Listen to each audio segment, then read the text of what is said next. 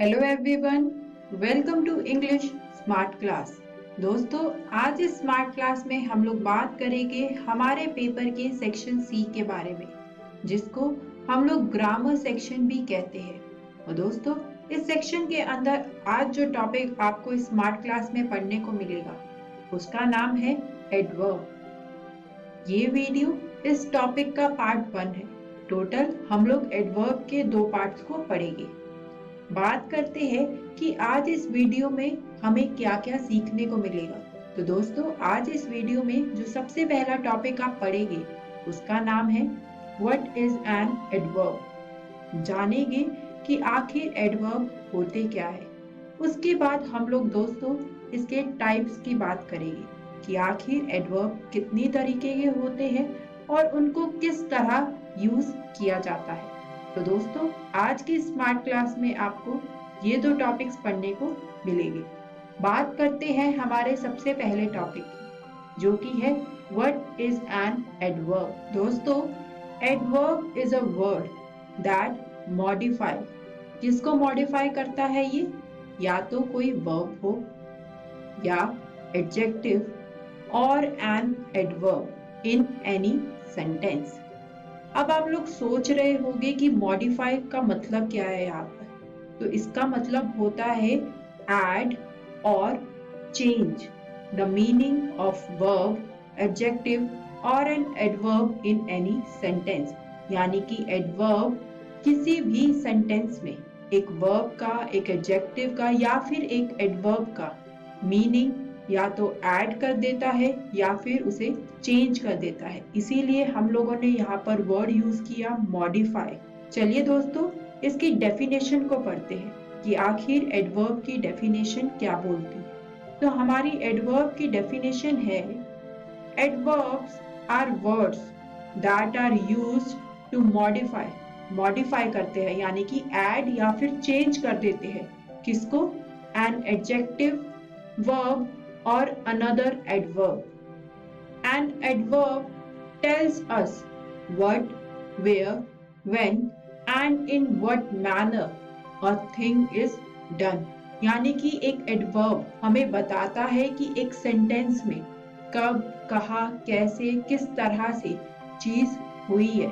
इसके आगे we must remember that an adverb never modifies a noun or a pronoun। यानी कि हमें ये चीज याद रखनी होगी कि एक एडवर्ब कभी भी एक नाउन को या फिर एक प्रोनाउन को मॉडिफाइज नहीं करता। वो करता है मॉडिफाई तो एक एडजेक्टिव को, एक वर्ब को या फिर एक दूसरे एडवर्ब को। तो दोस्तों, ये है हमारी एडवर्ब की डेफिनेशन। चलिए दोस्तों, एक एग्जाम्पल के थ्रू इसको और ज्यादा अच्छे से समझने की कोशिश करते हैं। हमारा एग्जाम्पल है मोना एक्सप्लेन्ड। यहाँ पर हमें बस बताया गया कि मोना एक्सप्लेन्ड, लेकिन वही अगर हम बोल दे मोना एक्सप्लेन्ड नाइसली, तो यहाँ पर हमें पता चल गया कि वो किस तरह से एक्सप्लेन करती है। वो बहुत अच्छे तरीके से एक्सप्लेन करती है। तो इस सेंटेंस में ये जो वर्ड है नाइसली, ये हमारा एक एडवर्ब है। जैसे कि हम लोग यहाँ पर ये भी बोल सकते हैं मोना एक्सप्लेन्ड बैडली। अब यहाँ पर हम कह रहे हैं कि मोना बहुत बुरे तरीके से एक्सप्लेन करती है। तो यहाँ पर ये जो वर्ड है बैडली, ये हमारा एक एडवर्ब है।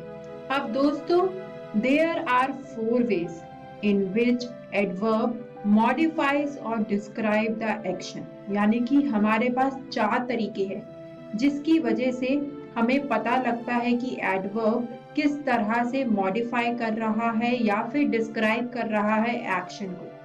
हमारा सबसे पहला है how an action is performed. हमारा सेकंड है where is the action performed. Third है हमारा when the action is performed. और फोर्थ है हमारा हाउ ऑफ्टन और फ्रीक्वेंट द एक्शन, जो हम यहाँ पर बात कर रहे हैं, उसे परफॉर्म किया जाता है। तो ये दोस्तों, ये हमारे 4 तरीके हैं जिसके थ्रू हमें पता चलता है कि एडवर्ब किस तरह से मॉडिफाई कर रहा है या फिर उस एक्शन को डिस्क्राइब कर रहा है। How, where, when, how often. चलिए इन सबको और अच्छे से समझने के लिए एक एक करके इनके एग्जाम्पल्स को देखते हैं। सबसे पहले देखते हैं how an action is performed. हमारे पास यहाँ पर एग्जाम्पल है, द अलार्म रैंग लाउडली। यहाँ पर हम लोग आइडेंटिफाई कर सकते हैं कि अलार्म बज रहा है, बट वो कैसे बज रहा है? वो बज रहा है लाउडली, बहुत तेज। तो यहाँ पर दोस्तों ये जो वर्ड लाउडली है, ये हमें बता रहा है कि किस तरह से वो अलार्म बज रहा है, और इसीलिए ये वर्ड लाउडली हमारा एक एडवर्ब है। चलिए इसका एक और एग्जाम्पल देखते हैं। हमारा नेक्स्ट एग्जाम्पल है, हैरी रैन क्विकली।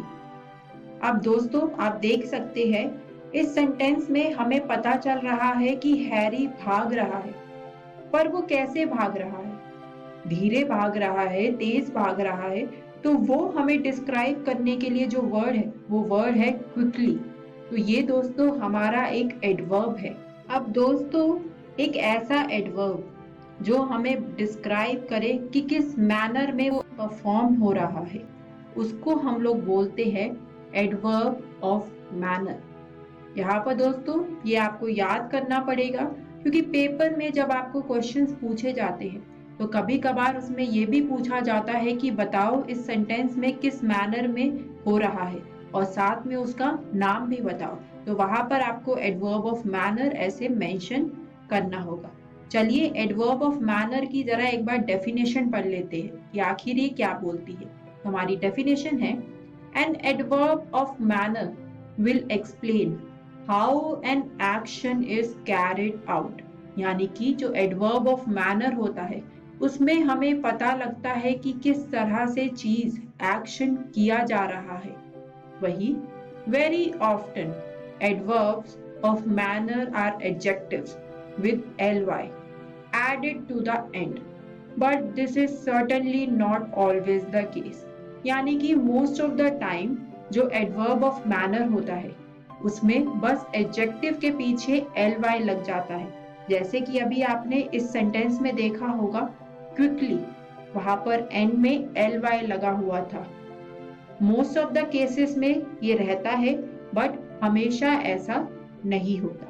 चलिए दोस्तों अब हमने हाउ की तो बात कर ली, इसके बाद अब अगला देखते हैं जिस तरह से हम एक एक्शन को डिस्क्राइब कर सकते हैं, वो था where an action is perform, कि किस तरह से वो एक्शन परफॉर्म हो रहा है। इसका एग्जाम्पल देखते हैं। हमारा एग्जाम्पल है, पुट द केक देयर। अब हम यहाँ पर बोल रहे हैं कि केक को वहां पर रख दो, और वही साथ के साथ हम लोगों ने यहाँ पर देयर वर्ड यूज किया है, जिससे हम प्लेस को आइडेंटिफाई कर रहे हैं कि उस जगह पर वो केक रख दो। तो इसलिए इस सेंटेंस में ये जो वर्ड देयर है ये हमारा एक एडवर्ब है। एक और एग्जाम्पल देखते हैं। हमारा नेक्स्ट एग्जाम्पल है, I looked everywhere for my book. यहाँ पर हम लोग कह रहे हैं कि मैंने अपनी बुक की तरफ देखा, पर मैंने कहाँ देखा? उसके लिए हम लोगों ने वर्ड यूज किया एवरीवेयर, और इसी वजह से इस सेंटेंस में ये जो वर्ड है एवरीवेयर ये हमारा एक एडवर्ब है, क्योंकि अब मैं यहाँ पर लोकेशन बता रही हूँ कि मैंने हर जगह उस बुक को देख लिया है, एवरीवेयर। और दोस्तों जो एडवर्ब हमें डिस्क्राइब करता है वेयर द एक्शन हैपेंड, कि कहाँ पर वो एक्शन हुआ है, हम उन्हें बोलते हैं एडवर्ब ऑफ प्लेस। इसकी डेफिनेशन देखते हैं। इसको और ज्यादा अच्छे से समझने के लिए, adverb of place will help explain where an action happens. यानी कि जो प्लेस का ये एडवर्ब है ये हमें बताता है कि एक्शन कहाँ पर हो रहा है। और वही दोस्तों, these terms don't usually end in ly। जैसे कि इससे पहले हम लोगों ने पढ़ा एडवर्ब ऑफ मैनर, जिसमें मोस्ट ऑफ द केसेस में जो वर्ड है वो एंड होता है ly के साथ। ऐसा एडवर्ब ऑफ प्लेस के केस में नहीं है। यहाँ पर जो टर्म है वो ly से एंड नहीं होती, खत्म नहीं होती। चलिए दोस्तों अब बात करते हैं when exactly the action happened। इसका एग्जाम्पल है हमारे पास, कीर्ति went to gym today। यहाँ पर हमें पता चल रहा है कि कीर्ति जिम गई, पर वो कब जिम गई? ये हमें बता रहा है वर्ड टुडे। तो टुडे हमारा यहाँ पर एक एडवर्ब है, क्योंकि हम इस सेंटेंस में ये भी बोल सकते हैं कीर्ति वेंट टू जिम, कि वो जिम गई। पर टुडे लगाने से हमें पता लग जाता है कि वो आज जिम गई। इसका एक और एग्जाम्पल है, जैसे कि they go out to dinner weekly. यहाँ पर हम लोग खाली ये भी बोल सकते हैं दे गो आउट टू डिनर, कि वो लोग डिनर पर बाहर गए। पर वीकली लगाने से हम यहाँ पर बता रहे हैं व्हेन, कि वो कब बाहर गए, वो वीकली बाहर गए। जैसे कि दोस्तों इस एडवर्ब में हम लोग डिस्क्राइब कर रहे हैं when the action exactly happened, कि किस टाइम पे एग्जैक्टली पॉइंट ऑफ टाइम की हम लोग बात कर रहे हैं। इसीलिए इस तरह के एडवर्ब को हम बोलते हैं एडवर्ब ऑफ टाइम। इसकी डेफिनेशन पढ़ते हैं। हमारी एडवर्ब ऑफ टाइम की डेफिनेशन हमें कहती है adverbs of time tell us when something happens, यानी कि हमें बताता है पर्टिकुलर टाइम में वो चीज कब हुई। Adverbs of time usually placed at the end of a sentence, और इस तरह के एडवर्ब को हम लोग जनरली सेंटेंस के एंड में यूज करते हैं। इसके बाद अब बात करते हैं हमारे फोर्थ और लास्ट, जो कि था how often we describe an action.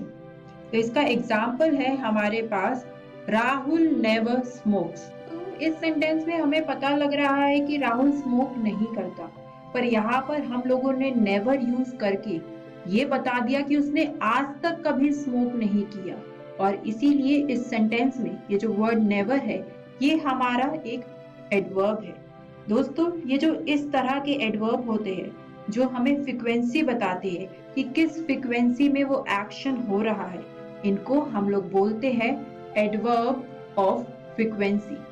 इसकी डेफिनेशन देखते हैं। इसको और अच्छे से समझने के लिए हमारी डेफिनेशन हमें कहती है adverbs of frequency are used to express how often something occurs, यानी कि कितनी जल्दी कितने फ्रीक्वेंसी में वो चीज हो रही है।